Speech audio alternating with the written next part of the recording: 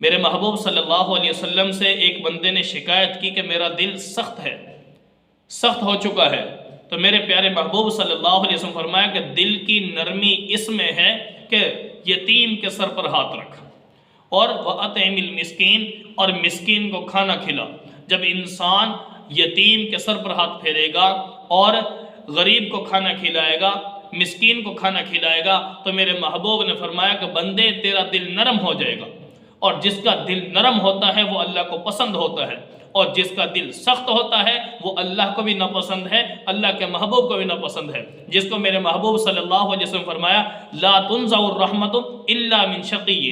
دل سے اگر رحم نکال لیا جائے تو وہ وہی ہوتا ہے جو بدبخت ہوتا ہے، اسی کے دل سے رحم دلی کو نکالا جاتا ہے۔ اپنے آپ کو